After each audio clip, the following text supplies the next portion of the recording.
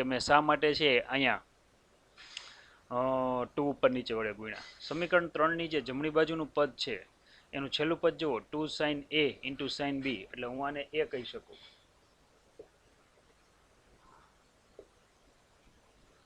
આને a કહી શકું ને આને શું કહી શકું? b. આ પ્રમાણે જો હું કિંમત મૂકું તો સૂત્ર શું બનશે કે પાવર p બરાબર vm into im છેદમાં 2 બરાબર છે. હવે અહીંયા આપણે શું લખવું પડશે? cos a minus b, એટલે અહીંયા આવશે ઓમેગા ટી બરાબર છે, માઇનસ અહીંયા શું આવશે? ઓમેગા ટી પ્લસ 5, આવું કંઈક સૂત્ર આવશે.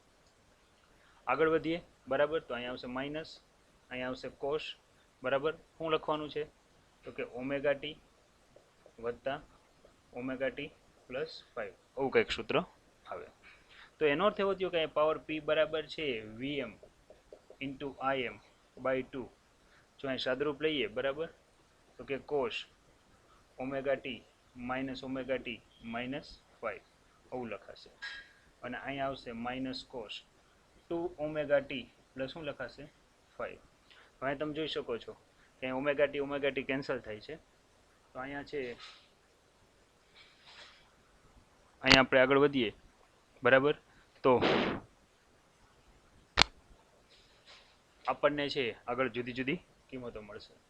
હવે આ જે સૂત્ર છે p બરાબર vm into im by 2 into cos omega T minus, હવે એનું સાદુરૂપ લઉં છું પણ એને મારે થોડુંક અહીં પાછળ લઈ જાઓ જગ્યાના ભાવે બરાબર. તો પાવર p બરાબર આવશે vm ઇન્ટુ im છેદમાં 2, અહીંયા લખાશે કોસ શું આવશે? માઇનસ 5. અને તમને ખબર છે કે અહીંયા આવશે માઇનસ, અહીંયા કોસ, અહીંયા આવશે 2 ઓમેગા ટી પ્લસ શું આવશે? 5, એવું કંઈક લખાશે. તમને ખબર છે કોસ માઇનસ થીટા બરાબર કોસ થીટા તમે લખી શકો બરાબર છે. કોસ માઇનસ 5 બરાબર છે, ચોથું ચરણ છે 0 માઇનસ છે, એટલે તમે ડાયરેક્ટ આ રીતે લખી શકો. તો આ જે સમીકરણ છે આ સમીકરણને તમે આ રીતે બતાવી શકો કે પાવર p બરાબર છે vm ઇન્ટુ im છેદમાં 2, અને અહીંયા લખી શકો કોસ 5 માઇનસ અહીંયા આવશે કોસ 2 ઓમેગા ટી પ્લસ 5, આવું કંઈક સૂત્ર આવશે. આ થયું સમીકરણ નંબર છે આપણા માટે 4. હવે જે હું સાદુરૂપ આપું ની ચોપડીમાં ક્યાંય નથી. શા માટે આ પ્રકારનું સાદુરૂપ આપું છું એ પણ તમને કહી દઉં, કારણ કે મેં અહીંયા તમને અગાઉ કીધું હતું કે વાસ્તવિક પાવર એટલે શું? તો કે વાસ્તવિક પાવર એટલે સમગ્ર આવતકાળ પરનું પાવરનું સરેરાશ મૂલ્ય.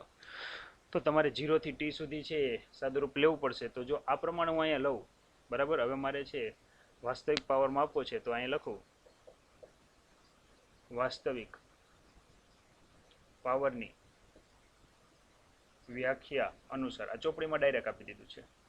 તો અહીંયા હું લઉં વાસ્તવિક પાવર p બરાબર vm ઇન્ટુ im છેદમાં શું છે? 2 છે, કોન્સ્ટન્ટ છે બરાબર. હવે તમારાને છે t વડે ભાગવાનું છે અને આખા પદને છે t સાથે છે ઇન્ટિગ્રેશન કરવાનું છે. તો અહીંયા આવશે cos 5 minus cos 2 omega T plus શું આવશે? 5 બરાબર, ઇન્ટુ શું આવશે? dt. આવું કંઈક સ્ટેપ આવશે આખે આખું. હવે જો આવું સ્ટેપ આવે છે બરાબર, તો હજી આપણે આગળ વધારીએ તો કે અહીંયા આવશે p બરાબર છે vm into im by 2 into t લઈ લો. હવે 0 થી t નો હું અહીંયા છે અંદર છે મારે ઇન્ટિગ્રેશન કરવું છે, એટલે અહીંયા આવશે 0 થી t, અહીંયા આવશે cos 5 બરાબર છે ઇન્ટુ dt આવશે, ખાસ યાદ રાખીએ. માઇનસ અહીંયા આવશે 0 થી t આવશે, અહીંયા આવશે cos 2 ઓમેગા ટી પ્લસ 5 અને ઇન્ટુ શું આવશે? dt એવું આવશે. આ પદ આવ્યું. હવે આ પદમાં તમે જોઈ શકો છો કે 2 ઓમેગા ટી છે. હવે સાઇન હોય કે કોસ હોય, ઓમેગા ટી આવે એટલે એનું એક ચક્ર પરનું સરેરાશ મૂલ્ય હંમેશા શૂન્ય જ થાય.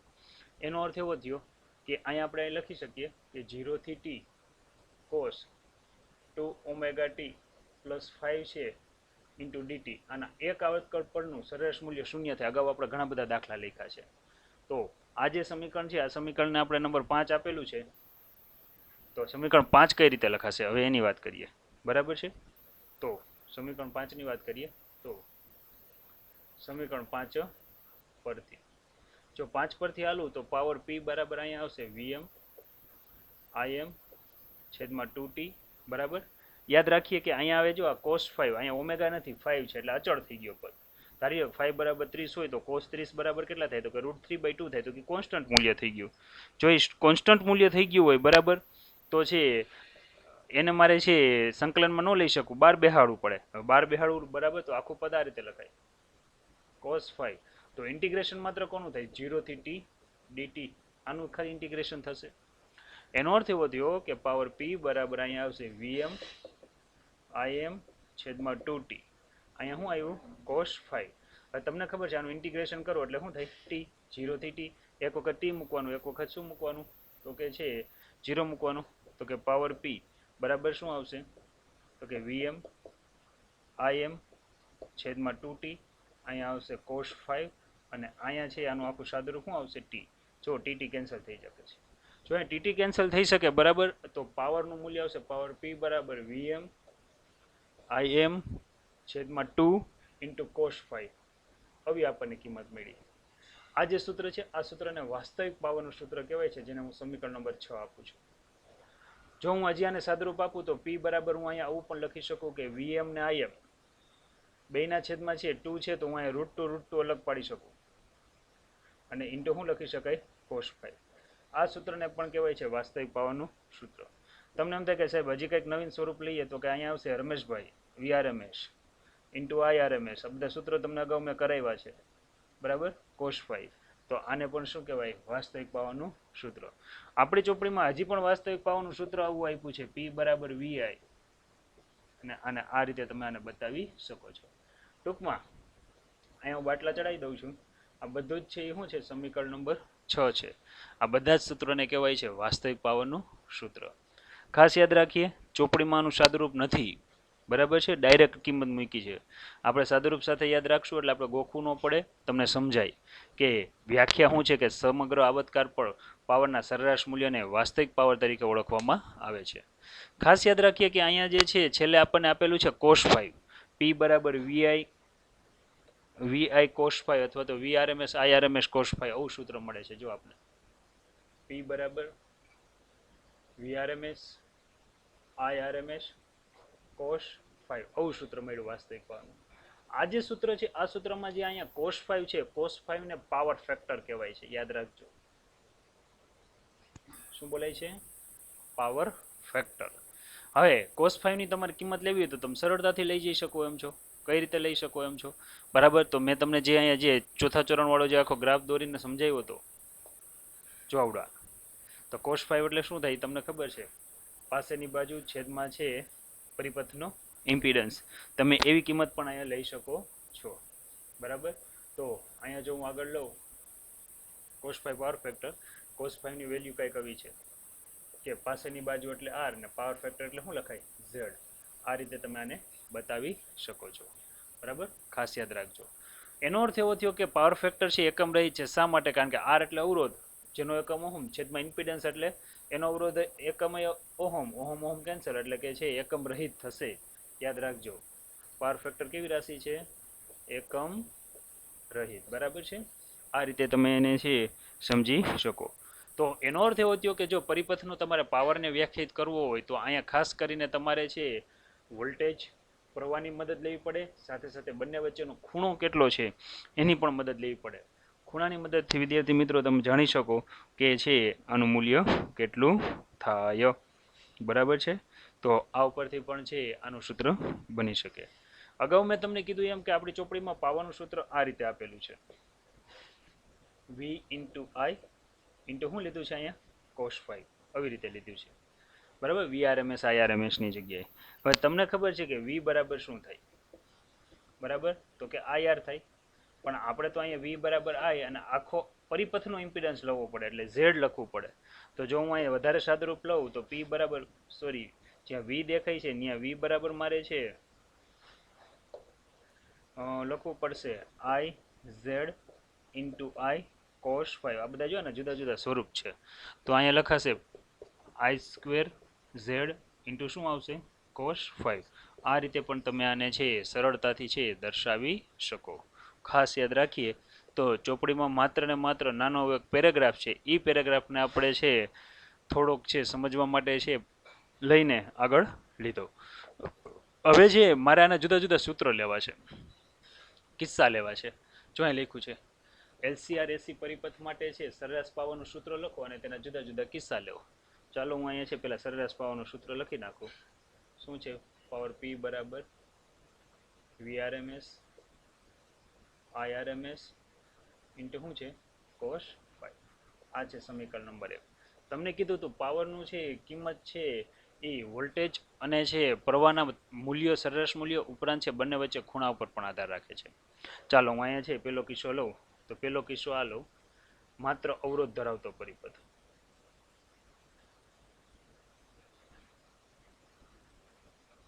હવે તમને ખબર છે માત્ર અવરોધ ધરાવતા પરિપથમાં V અને I બંને સમાન કળામાં હોય છે.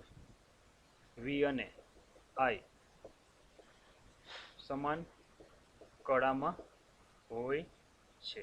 એનો અર્થ એવો થયો આ બંને વચ્ચેનો કળા તફાવત phi બરાબર અહીંયા કેટલો હોય છે? 0 હોય છે.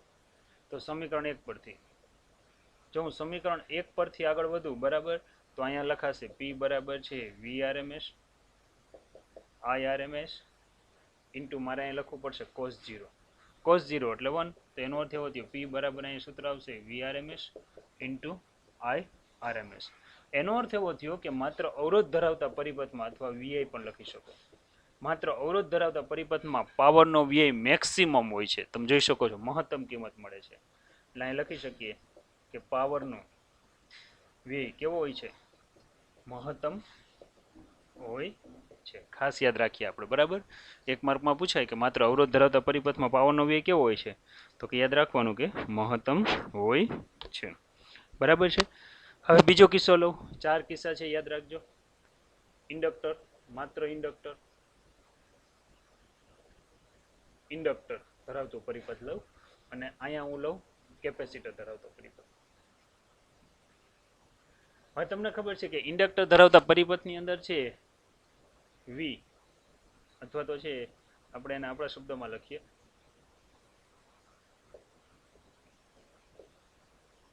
I V કરતા π/2 જેટલો પાછળ હોય છે. જો પાછળ હોય તો એનો અર્થ એવો થયો કળા તફાવત બરાબર મારે શું લખવું પડે? -π/2. ધેન આપણી આગળ ઇક્વેશન નંબર 1 છે. હવે એમાં cos 5 દેખાય ને અમારે -π/2 મૂકવાનું છે. તેથી અહીં લખીએ સમીકરણ 1 પરથી. સમીકરણ 1 પરથી હાલું તો અહીંયા આવશે P બરાબર VRMS IRMS into cos -π/2. cos -π/2 હોય π/2 હોય એની કિંમત 0 થાય એટલે અહીંયા આવશે VRMS, અહીંયા આવશે IRMS ઇન્ટુ શું આવશે? 0 આવશે. જો 0 આવે તો એનો અર્થ એવો થયો કે છે માત્ર ઇન્ડક્ટર ધરાવતા પરિપથમાં પાવરનો વ્યય કેવો હોય છે? 0 હોય છે. પાવરનો વ્યય કેવો હોય છે? તો કે 0 હોય છે. આ ખાસ યાદ રાખવાનું. બરાબર છે. હવે તમને એમ થતું હોય સાહેબ એમાં કેમ 0 હોય? તો એની આપણે આગળ સમજૂતી છે. કઈ રીતની સમજૂતી છે? જો અહીંયા માત્ર ઇન્ડક્ટર ધરાવતો પરિપથ છે. વોલ્ટેજ પ્રાપ્તિ સ્થાનનો પરિપથ. હવે જ્યારે પરિપથમાં પ્રવાહ વધતો હોય, સાંભળજો, ત્યારે વોલ્ટેજ પ્રાપ્તિ સ્થાનની ઉર્જા છે ને આમાં ચુંબકીય ઉર્જા સ્વરૂપે સંગ્રહ પામે. અને જ્યારે છે આ જ પરિપથનો પ્રવાહ ઘટતો હોય ત્યારે આની અંદર સંગ્રહાયેલી ઉર્જા, ઇન્ડક્ટરની સંગ્રહાયેલી ઉર્જા પાછી વોલ્ટેજ પ્રાપ્તિ સ્થાનને મળી જતી હોય છે. એટલે આદર્શ પરિસ્થિતિની વાત કરીએ, બીજી કોઈ જગ્યાએ જો છે ઉર્જાનું છે ઉત્સર્જન ન થતું હોય, આદર્શ પરિસ્થિતિની વાત કરું છું, તો અહીંયા છે પાવરનો વ્યય છે એ 0 આવશે. કેવો આવશે? 0. ખ્યાલ આવી ગયો? આ માટે કહી શકીએ કે માત્ર ઇન્ડક્ટર ધરાવતા પરિપથમાં પાવરનો વ્યય કેવો હોય છે? 0 હોય છે. તો હવે આપણે એ વાત કરીએ કે માત્ર કેપેસિટર ધરાવતો પરિપથ હોય ત્યારે શું હોય? ત્રીજો કિસ્સો કેપેસિટર. હવે આપણને ખબર છે કેપેસિટર ધરાવતા પરિપથમાં છે I V કરતા શું હોય છે? π/2 જેટલો આગળ હોય છે. ખાસ યાદ રાખીએ. જો આગળ હોય બરાબર તો આપણે અહીં લખી શકીએ phi બરાબર શું લખી શકો? +π/2. વળી પાછું એની નયું સમીકરણ નંબર 1 પરથી હું આગળ વધું. જો હું સમીકરણ નંબર 1 પરથી આગળ વધું તો અહીંયા આવશે P બરાબર છે V Rameshbhai I Rameshbhai into અહીંયા આવશે cos π/2. We know that cos π/2 is equal to min d. Then we get power P is equal to min d, means કે 0. તો માત્ર કેપેસિટર ધરાવતા પરિપથમાં પણ પાવરનો વ્યય જો આપણે ગણવા બેસું, બરાબર, પાવરનો વ્યય કેવો હોય છે? શૂન્ય હોય છે. આ યાદ રાખશો. ચાલો આને પણ આપણે થોડુંક લોજિકલી વિચારીએ. સમજો, આ માત્ર કેપેસિટર ધરાવતો પરિપથ છે. આ વોલ્ટેજ પ્રાપ્તિ સ્થાનની ઉર્જા છે. પરિપથમાંથી જ્યારે પ્રવાહ વહેતો હોય, બરાબર, વધતો હોય, ત્યારે છે આ ઉર્જા વોલ્ટેજ પ્રાપ્તિ સ્થાનમાંથી કેપેસિટરમાં, એટલે કે કેપેસિટર ચાર્જિંગ થતું હોય ત્યારે આ બધી ઉર્જા છે એ કેપેસિટરમાં છે વિદ્યુત ઉર્જા સ્વરૂપે છે એ સંગ્રહ પામતી હોય છે. જો વિદ્યુત ઉર્જા સ્વરૂપે સંગ્રહ પામે તો છે વોલ્ટેજ પ્રાપ્તિ સ્થાનની ઉર્જા કેપેસિટરમાં સંગ્રહ પ્રમાણે એક બાજુ પ્લસ, બીજી બાજુ માઇનસ. વિચારો કે કેપેસિટર ડિસ્ચાર્જ થતું હોય ત્યારે કેપેસિટરમાં સંગ્રહાયેલી ઉર્જા વોલ્ટેજ પ્રાપ્તિ સ્થાનને પાછી મળી જાય છે. એટલે કે માત્ર ઇન્ડક્ટર હોય કે કેપેસિટર હોય, આ બંને પરિપથમાં છે પાવરનો વ્યય કેવો હોય છે? શૂન્ય હોય છે. ખાસ યાદ રાખીએ. ત્યાર પછી આગળ વધીએ. હવે ચોથો કિસ્સો ધારી લો કે એલસીઆર પરિપથ હોય તો યાદ રાખો, અવરોધ આવે એટલે પાવરનો વ્યય થાય. ઇન્ડક્ટર અને કેપેસિટરમાં પાવરનો વ્યય થાય નહીં. હમણાં જ તમને આખી સમજૂતી આપી, બરાબર. આ હું વારંવાર એટલા માટે દોરું છું કે તમને યાદ રહી જાય. અવરોધ ધરાવતો પરિપથ છે. અહીંયા આપણે લખીએ છીએ XC માઇનસ XL અને આપણને અહીંયા પરિણામી ઇમ્પિડન્સ Z મળે છે. આ ખૂણો 5 છે, બરાબર. અહીંયા આપણે છે જુદા જુદા સૂત્ર લખી શકીએ. XC માઇનસ શું લખીએ છીએ? XL. આ રીતે કરી અને આગળ ગણતરી કરી શકીએ છીએ. હવે જો આપણે આ પ્રમાણે અહીંયા આગળ હાલીએ, બરાબર, તો આપણને ખબર છે કે આ પરિપથનું જો હું અહીંયા tan5 લઉં, બરાબર, તો tan5 બરાબર શું થાય? સામેની બાજુ છેદમાં પાસેની બાજુ.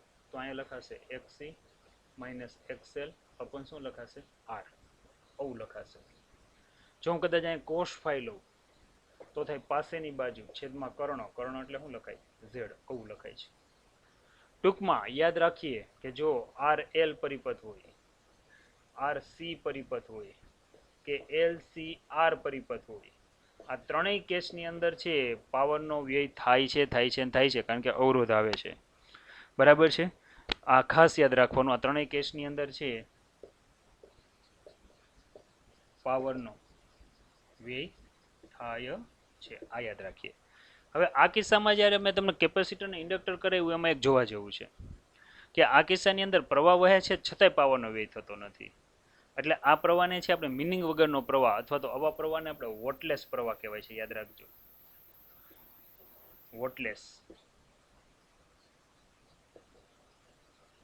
બરાબર છે. વોટલેસ પ્રવાહ તરીકે આપણે આને ઓળખીએ છીએ, મિનિંગ વગરનો પ્રવાહ. કારણ કે પાવરનું સૂત્ર છે પાવર P બરાબર VA. પ્રવાહ વહે તો ઉર્જા ઉત્પન્ન થવી જ જોઈએ, પરંતુ અહીંયા ઇન્ડક્ટર અને કેપેસિટરમાં એ પ્રકારની કોઈ ઉર્જા ઉત્પન્ન થતી નથી. તેથી આવા પ્રવાહને છે કેપેસિટર હોય કે ઇન્ડક્ટર હોય, આવા પ્રવાહને કહેવાય છે વોટલેસ પ્રવાહ. ખાસ યાદ રાખીએ. જ્યારે LCR પરિપથમાં તો પાવરનો વ્યય હોય જ છે, કારણ કે જ્યાં અવરોધ આવે ત્યાં પાવરનો વ્યય થવાનો જ છે, બરાબર. હવે ત્યાર પછી હજી એક તમને ઘટક સમજાવી દઉં. અનુનાદની સ્થિતિ હોય ત્યારે પાવરનો વ્યય કેવો હોય છે? ખાસ યાદ રાખશું આપણે, અનુનાદની સ્થિતિ હોય ત્યારે પાવરનો વ્યય મહત્તમ હોય છે. કઈ રીતે? જો અનુનાદની સ્થિતિમાં ગઈકાલે છે મેં તમને, એટલે કે શનિવારે મેં તમને ટોપિક કરાવ્યો હતો. અનુનાદ ક્યારે થાય? જ્યારે છે XC અને XL બંને કેવા હોય? સમાન હોય ત્યારે. હવે હમણાં જ મેં અહીંયા એક સૂત્ર લખ્યું, જો tan5 વાળું કે cos5 વાળું લ્યો, બરાબર. cos5 વાળું હું સૂત્ર લઉં તો અહીં હું લખું છું, ચાલો, પાવર ફેક્ટર cos5 બરાબર પાસેની બાજુ છેદમાં કર્ણ, એટલે છેદમાં કર્ણ એટલે Z. તો અહીંયા આપણે આ રીતે લખીએ, R ના છેદમાં અંડર રૂટ અહીંયા આવશે R² વત્તા અહીંયા તમને ખબર છે XC minus XL whole square. હવે આપણને ખબર છે અનુનાદ સ્થિતિમાં XL અને XC બંને કેવા હોય છે? સમાન હોય છે. એટલે એ પદ 0 થઈ જાય. તો અહીંયા લખાશે cos5 બરાબર શું લખાય? R ના છેદમાં અંડર રૂટ અહીંયા આવશે R². એનો અર્થ એવો થયો R ના છેદમાં શું આવે? R બરાબર શું આવે? 1. એનો અર્થ એવો થયો કે આ ખાસ મોસ્ટ આઈએમપી છે કે અનુનાદ સ્થિતિમાં પાવર ફેક્ટર કેટલો હોય? તો કે 1 હોય છે. હવે જો પાવર ફેક્ટર 1 હોય, બરાબર, તો આપણું જે સમીકરણ નંબર 1 છે, બરાબર, જો મારે સમીકરણ નંબર 1 માં કિંમત મૂકવી છે, સમીકરણ 1 માં, તો એ એક સમીકરણ કંઈક આવું છે, પી બરાબર VRMS into IRMS into cos 5 એટલે શું આવશે 1. એનો અર્થ એવો થયો કે અનુનાદ સ્થિતિમાં P બરાબર VI આવે તો અહીંયા છે તમે જોઈ શકો છો કે પાવરનો વ્યય મહત્તમ હોય છે. બરાબર છે, પાવરનો વ્યય કેવો હોય છે? મહત્તમ હોય છે. બરાબર, આ રીતે તમે આને દર્શાવી શકો. તો રિપીટ કરી નાખીએ. બરાબર છે કે LCRSC પરિપથ માટે સરેરાશ પાવરનું સૂત્ર P બરાબર VRMS IRMS cos phi છે. જુદા જુદા કિસ્સા. પહેલો કિસ્સો માત્ર અવરોધ ધરાવતો પરિપથ. અવરોધ ધરાવતા પરિપથમાં છે V અને I બંને સમાન કળામાં હોય, phi બરાબર 0 મળે. આ પરથી કહી શકો કે P બરાબર છે VRMS IRMS cos 0 એટલે 1. તો સૂત્ર બન્યું P બરાબર VI. P બરાબર VI તો કે પાવરનો વ્યય મહત્તમ હોય છે, કારણ કે કિંમત કેવી મળે છે? મેક્સિમમ. ત્યાર પછી જો આગળ વધીએ, બરાબર, તો કે છે ઇન્ડક્ટર ધરાવતા પરિપથમાં આપણને ખબર છે કે પ્રવાહ વોલ્ટેજ કરતાં π/2 જેટલો પાછળ હોય છે. સમીકરણ 1 માં કિંમત મૂકો cos -π/2 એટલે 0 થાય. તો અહીંયા પાવરનો વ્યય શૂન્ય હોય છે. કઈ રીતે? કે જ્યારે વોલ્ટેજ પ્રાપ્તિ પરિપથમાંથી જ્યારે છે પ્રવાહ વહેતો હોય ત્યારે ઇન્ડક્ટરમાં ઉર્જા ચુંબકીય ઉર્જા સ્વરૂપે સંગ્રહ પામતી હોય છે. જ્યારે ઘટતો હોય ત્યારે આ જ ઉર્જા પાછી વોલ્ટેજ પ્રાપ્તિ સ્થાનને પાછી મળી જતી હોય છે. આમાં અહીંયા પાવરનો વ્યય શૂન્ય હોય છે, ત્યારે જે પ્રવાહ વહે છે આ પ્રવાહને કહેવાય છે વોટલેસ પ્રવાહ. કેપેસિટરમાં પ્રવાહ કળામાં π/2 જેટલો આગળ હોય છે, એટલે અહીંયા પણ શૂન્ય હોય છે. અહીંયા કેપેસિટર ચાર્જિંગ થતું હોય ત્યારે ઉર્જા વોલ્ટેજ પ્રાપ્તિ સ્થાનમાંથી ખેંચાતી હોય છે, જ્યારે ડિસ્ચાર્જ થતું હોય ત્યારે પાછી એને મળી જતી હોય છે, એટલે શૂન્ય. LCR પરિપથમાં છે જ્યાં R આવે ત્યાં હંમેશા ઉર્જાનો ખર્ચ થાય છે, એટલે કે પાવરનો વ્યય થાય છે. અનુનાદ સ્થિતિમાં XL અને XC બંને સમાન હોય છે. જો હું cos phi નું સૂત્ર મૂકીને સાદુરૂપ આપું તો મને cos phi બરાબર 1 મળે છે. પરીક્ષામાં MCQ પૂછાય છે કે cos અનુનાદ સ્થિતિમાં પાવર ફેક્ટર કેટલો હોય છે? તો કે 1. અનુનાદ સ્થિતિમાં પાવરનો વ્યય કેવો હોય છે? તો કે મહત્તમ હોય છે. કેટલો હોય છે? તો કે P બરાબર VI હોય છે. તો વિદ્યાર્થી મિત્રો, આજના જે મેં તમને થિયરીના ટોપિક કરાવ્યા એમાં છે પાવર કોને કહેવાય. ખાસ કરીને તત્કાલીન પાવર નથી મપાતો, એટલે આપણે વાસ્તવિક પાવર માપવો પડે છે. વાસ્તવિક પાવરનું વ્યાખ્યા આવી રીતે થાય છે કે સમગ્ર આવર્તકાળ પર પાવરનું સરેરાશ મૂલ્ય. V અને I ના મેં સંબંધ લીધા હતા. તત્કાલીન મૂલ્ય લઈને એનું મેં જ્યારે સાદુરૂપ આપ્યું હતું ત્યારે આ રીતે સાદુરૂપ આપણને કંઈક મળે છે. પછી એની સાબિતી આપણે લેવા માટે આપણે પાછળ ગયા અને ગણતરી કરીને વાસ્તવિક પાવરની વ્યાખ્યા અનુસાર મેં આખું ઇન્ટિગ્રેશન કર્યું છે. ઇન્ટિગ્રેશન કરીને મને જે સૂત્ર મળ્યું છે એ સૂત્ર કંઈક છે આ પ્રકારે મળ્યું. સમીકરણ નંબર 6. સમીકરણ 6માં મેં 4 બોક્સ બનાવ્યા છે. ચારે 4 સૂત્રને છે વાસ્તવિક પાવરના સૂત્ર તરીકે ઓળખવામાં આવે છે. તો આજે આપણે થિયરીમાં છે અહીં સુધી રાખીએ. હવે મારે તમને આના દાખલા કરાવવા છે. બરાબર છે, તો દાખલામાં આગળ વધીએ છીએ.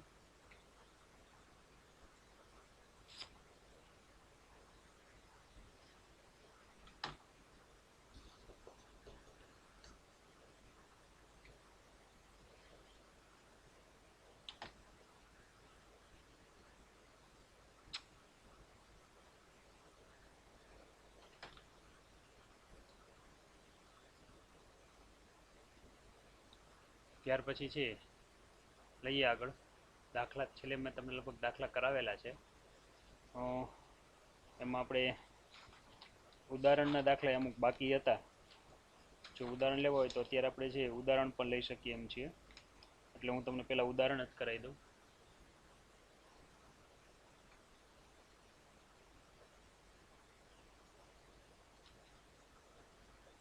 ઉદાહરણ આપણે 7.1 થઈ ગયું છે, 7.2 પણ થઈ ગયું છે, 7.3 થઈ ગયું છે, 4 પણ તમને કરાવ્યું છે. 4માં યાદ રાખજો અહીં રકમ સુધારવાની છે. 250ની જગ્યાએ 220 આવશે. 5માં પણ કરાવી દીધું છે તમને. ચાલો 6થી બાકી છે. તો આપણે અત્યારે લઈએ ઉદાહરણ નંબર 7.6. શું ઉદાહરણ છે એની વાત કરીએ છીએ. કેલ્સી હાથમાં રાખજો. ગણતરી મોટા ભાગની તમારે જ કરવાની રહેશે. જોઈએ કે 220 વોલ્ટ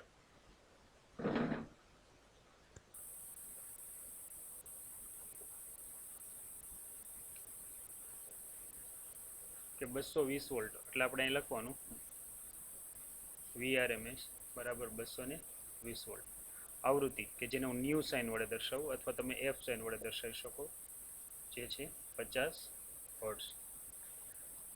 અવરોધ આપેલો છે R બરાબર 200 ઓહમ અવરોધ સાથે 15 માઇક્રોફેરાડેનું કેપેસિટર સી આપેલું છે 15 માઇક્રોફેરાડે એટલે 10⁻⁻6 ફેરાડે બરાબર શ્રેણીમાં જોડાયેલ છે. એનો અર્થ એવો થયો પહેલાં આપણે એ ઓળખી લેવાનું આ આર છે અને સી છે એટલે આપણે આગળ જે પરિપથ છે ને એ આર સી આપેલો છે રાજેશભાઈ ચપાડિયા બરાબર શ્રેણીમાં જોડાયેલ છે. તો પરિપથનો પ્રવાહ ગણવાનો છે.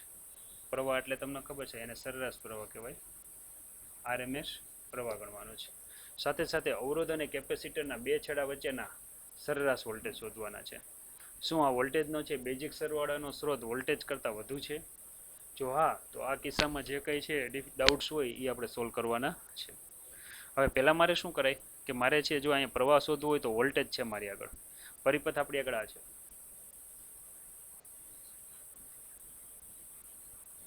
આરસી પરિપથ છે એટલે કંઈક આવો પરિપથ છે કેપેસિટર અવરોધ. તો એનો અર્થ એવો થયો કે મારે પહેલાંનો ઇમ્પિડન્સ મેળવી લેવાય. જો હું એ પરિપથનો ઇમ્પિડન્સ લઉં કે હું જેને ઝેડ સાઇન વડે દર્શાવું તો આખું સૂત્ર આવું છે આર સ્ક્વેર વત્તા અહીંયા આવશે એક્સી માઇનસ છે એક્સએલ હોલ સ્ક્વેર આવું કંઈક સૂત્ર છે. ખાસ યાદ રાખીએ આપણે ઇન્ડક્ટર આપેલો જ નથી એટલે એ તો કેવું પદ છે શૂન્ય છે. તો એનો અર્થ એવો થયો કે ઝેડ બરાબર શું બને તો કે અંડર રૂટ અહીંયા આવશે આર સ્ક્વેર વત્તા શું આવશે એક્સી સ્ક્વેર આવું આપણને કંઈક સૂત્ર મળે. હવે એક્સી એટલે આપણને ખબર છે કે શું થાય તો કે કેપેસિટિવ રિએક્ટન્સ છે.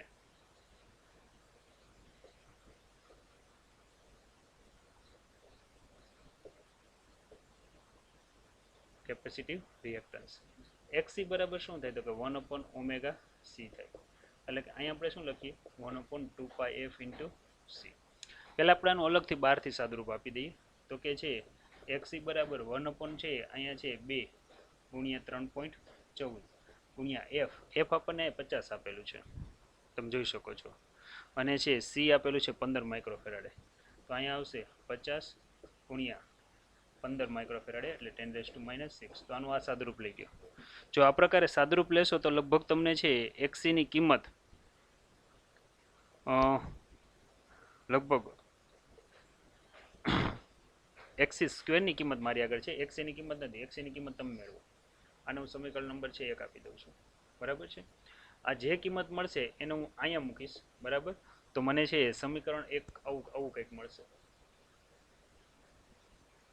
એક્સી સ્ક્વેર કરીને હું મૂકું છું તો ઝેડ બરાબર અહીંયા અંડર રૂટ આપણી આગળ આર સ્ક્વેર હતું આર એટલે તો 200 આપેલું છે એટલે અહીંયા 200નો વર્ગ આવશે વત્તા છે જે આપણે કિંમત લીધી બરાબર છે એ કિંમત જો અહીંયા મૂકીએ છીએ તો લગભગ છે વર્ગ સાથેની કિંમત કંઈક આવી આવે છે. હવે જો અહીંયા છે ઝેડ બરાબર છે સાદરૂપ લઈએ તો 200નો વર્ગ એટલે 2 2 4 ને બીજા 4 મીંડા આવશે બરાબર એટલે આ રીતે આવશે વત્તા આપણે અહીંયા છે સાદરૂપ લઈએ છીએ આનું બરાબર તો કે છે 45,077 આવી કંઈક કિંમત છે. બેનો સરવાળો કરો અને વર્ગમૂળ કાઢો બરાબર. જો બેનો સરવાળો કરીએ છીએ તો લગભગ કિંમત છે 85,077 સમથિંગ મળે છે. વર્ગમૂળ કાઢો તો પરિપથનો તમને ઇમ્પિડન્સ લગભગ 291.67 જેટલો જોવા મળે છે ઓહમ. આપણા માટેથી સમીકરણ નંબર 2. એનો અર્થ એવો થયો કે આપણને અહીંયા પરિપથનો આખો છે ઇમ્પિડન્સ એટલે અવરોધ મળ્યો છે. જો મારે અહીંયા છે પહેલાં શું મેળવવાનું છે તો કે મારે અહીંયા છે આ કંઈક મેળવવું છે આરએમએસ પ્રવાહ. તો હવે આપણે સરળતાથી આરએમએસ પ્રવાહ મેળવી શકશું. કઈ રીતે બરાબર તો જોઈએ. આપણને ખબર છે વોલ્ટેજનું સૂત્ર શું થાય V બરાબર IR. તો સરેરાશ પ્રવાહ કે જેને આપણે IRMS કહીએ છીએ IRMS બરાબર શું થશે તો કે VRMS અપોન શું આવે Z આપણે સમીકરણ 2 માં મેળવી દીધો છે. વધારામાં આપણે છે સરેરાશ વોલ્ટેજ કે જેને આપણે 220 આપેલ છે તો અહીંયા કિંમત મૂકીએ છીએ કે 220 છેદમાં છે 291.67. તો આ રીતે છે આપણે રમેશભાઈ કે જે IRMS પ્રવાહ છે એ કેટલો મળશે બરાબર ગણતરી કરો તો લગભગ 0.7542 જેવો મળે છે 0.7542. તમારા આગળ કેલ્સી હશે કેલ્સીનો તમે ઉપયોગ કરી શકો છો બરાબર. તો આવો કંઈક આપણને રહે છે. આ જે સમીકરણ છે આ સમીકરણ નંબરને આપણે 3 નંબર આપી દઈએ. હવે આપણને એમ કીધું છે કે આજે મેં પરિપથ દોરેલો છે આમાં છે અવરોધના બે છેડા વચ્ચેના વોલ્ટેજ અને છે કેપેસિટરના બે છેડા વચ્ચેના વોલ્ટેજ ગોતો. આ બે ગોતવાના કીધા છે. જો આપણે આ બે ગોતીએ તો એ પરિણામી વોલ્ટેજ V જેટલા થવા જોઈએ. જો ન થાય તો એ શા માટે થતા નથી એ આપણે સમજાવવાનું છે. જો અહીંયા જે ડાઉટફુલ છે કેસ વિસંગતતા લખેલું છે એ સમજાવવાનું છે. તો એ સમજાવી શકીએ એમ છીએ. કઈ રીતે? તો આપણે અહીં લખીએ R ના બે છેડા વચ્ચેના વોલ્ટેજ. જો R ના બે છેડા વચ્ચેના વોલ્ટેજ લઈએ બરાબર, તો આપણે એને VR વડે દર્શાવીએ તો સૂત્ર શું બને? IR બને. I એટલે આપણે કેટલું મળ્યું? 0.7542 કેવું કંઈક મળે છે. અને પરિપથનો અવરોધ પણ આપણને ઓલરેડી આપી દીધો છે કે પરિપથનો અવરોધ આપણને કેટલા ઓહમ આપેલો છે? તો કે 200 ઓહમ આપેલો છે. જો આ બેની ગણતરી કરું તો મને છે આ બે વચ્ચેના છે અવરોધના બે છેડા વચ્ચેના છે વોલ્ટેજ લગભગ છે રાઉન્ડ ઓફ સાથે લખીએ તો કંઈક 151 વોલ્ટ મળે છે. આ જ રીતે લઈએ આપણે કેપેસિટરના બે છેડા વચ્ચેના વોલ્ટેજ. જો અહીં લખીએ સીના બે છેડા વચ્ચેના, જો હું વોલ્ટેજ લઉં તો સીના બે છેડા વચ્ચેના વોલ્ટેજને આપણે VC સાઇન વડે દર્શાવીએ. પસાર થતો પ્રવાહ તો I જેટલો છે, પરંતુ યાદ રાખીએ કે કેપેસિટર છે એના અવરોધને અસરકારક અવરોધને XC કહેવાય ને. XC ની કિંમત ઓલરેડી આપણે મેળવેલી છે બરાબર. XC² ની કિંમત મેળવેલી છે અહીંયા.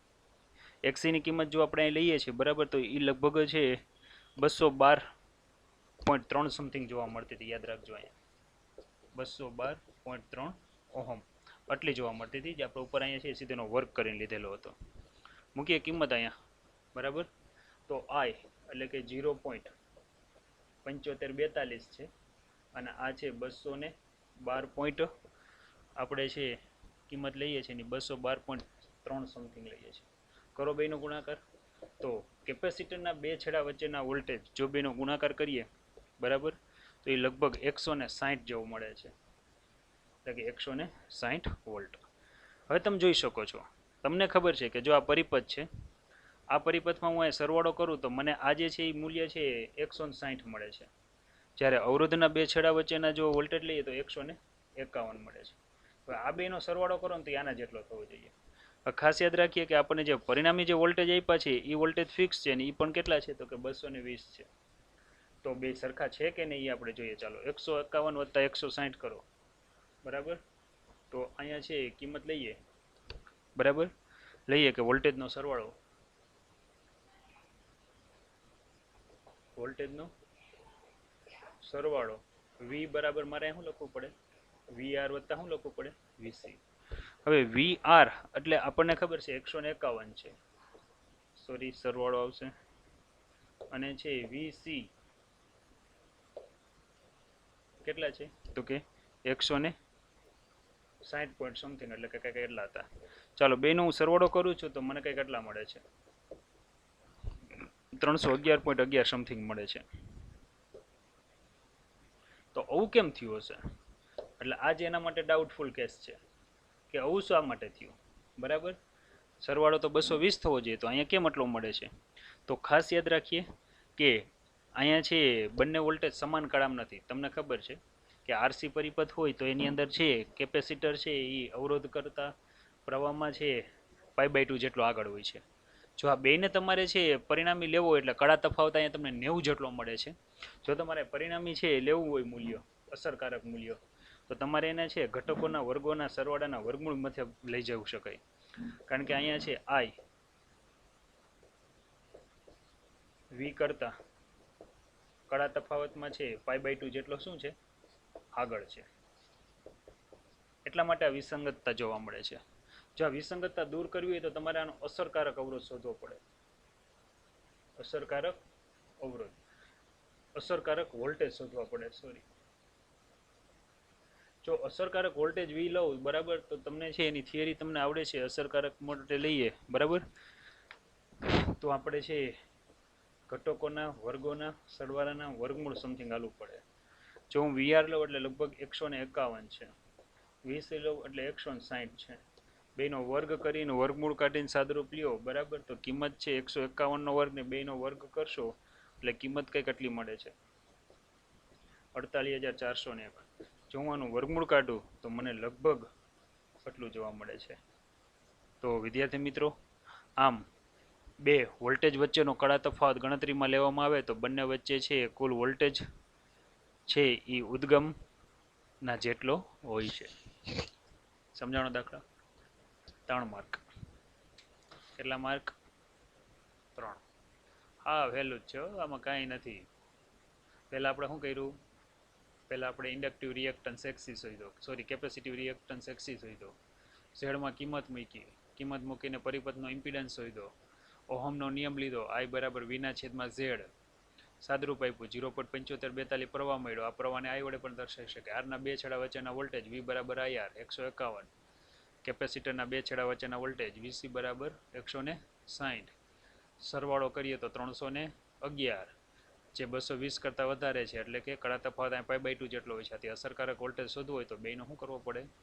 ઘટકોના વર્ગોના સરવાળાના વર્ગમૂળ જેટલો લેવો પડે. ઓકે, તો આ રીતે છે આને દર્શાવી શકાય છે. ચાલો 7.7 ઉદાહરણ લઈએ.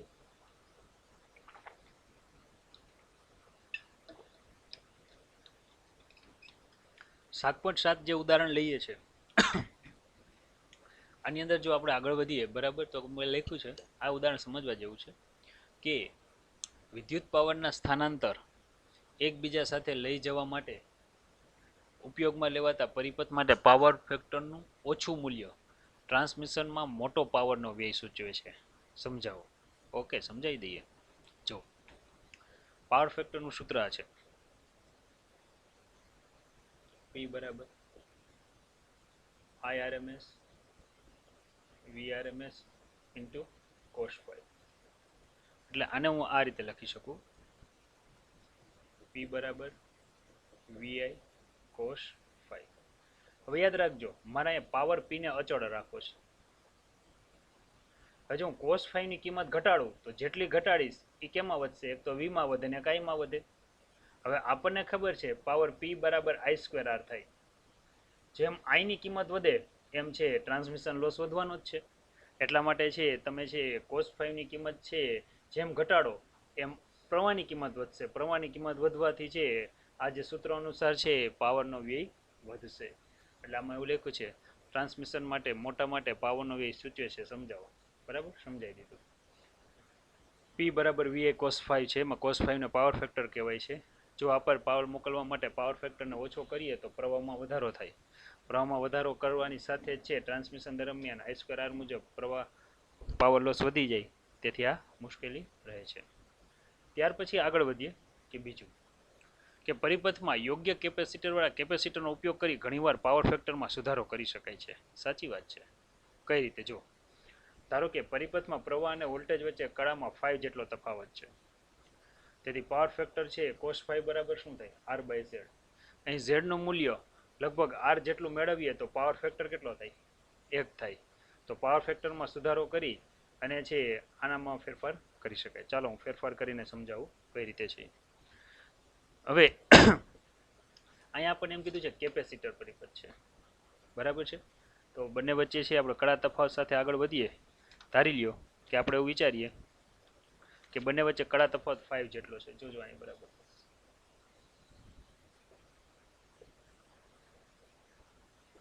ધારી લ્યો કે વોલ્ટેજ છે આ દિશામાં છે અને વોલ્ટેજ કરતાં હું એમ કહું કે પ્રવાહ છે એ કંઈક છે કળામાં પાછળ છે.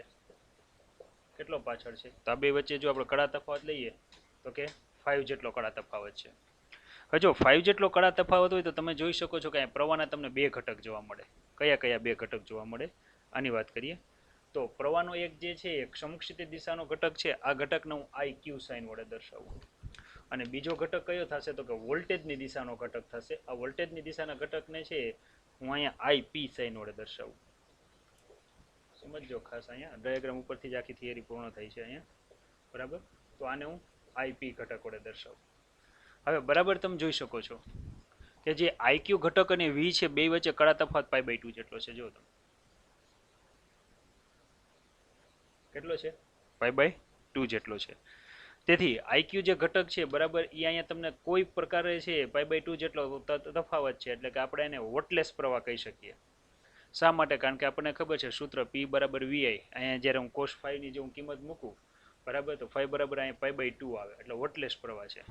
એનો અર્થ એવો થયો કે અહીંયા છે આઈપી ને છે પાવરના ઘટક તરીકે ઓળખાય, જ્યારે આઈક્યુ ને છે વોટલેસ ઘટક તરીકે ઓળખાય.